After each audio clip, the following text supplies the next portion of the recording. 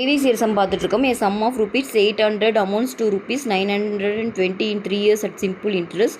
If the rate of interest is increased by 3%, what would be the amount?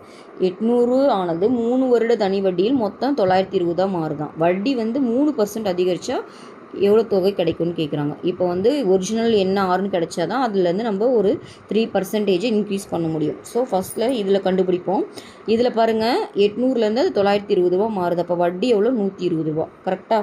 So நம்மளுக்கு formula தெரியும் I = PNR/100 கரெக்டாக. இதில் வட்டி மட்டும் எவ்வளோனா I தான் நம்ம சப்ஸ்டியூட் பண்ணோம். அப்போ I வந்து 120 P வந்து 800 அவங்க கொடுத்துருக்காங்க. N 3 yearsன்னு கொடுத்துட்டாங்க. உங்களை R தான் கண்டுபிடிக்கணும். அப்போ தான் அதில் வந்து நம்ம 3% இன்க்ரீஸ் பண்ண முடியும். இப்போ இந்த 0 கேன்சல் ஆயிரும்.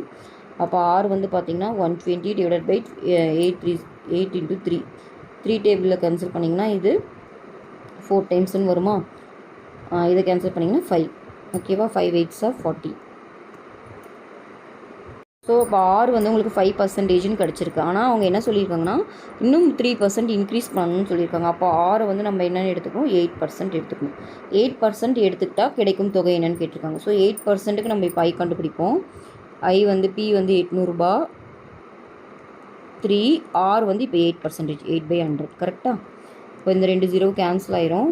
அப்போ இதை மல்டிப்ளை பண்ணிங்கன்னா 8 8s are 64 64 × ஒரு 3 ஓகேவா? 64 × 3 போடுங்க. 4 3s are 12 remaining 1 6 3s are 18 192. அப்போது அமௌண்ட் வந்து இப்போ எவ்வளோ வரும்னா P + I அப்போது 800ஓடு இதை ஆட் பண்ணிங்கன்னா இது வந்து 992ன்னு ஆன்சர் வரும். இப்போ அமௌண்ட் எவ்வளோன்னா 992 தான் ஆன்சர். கிளியரா?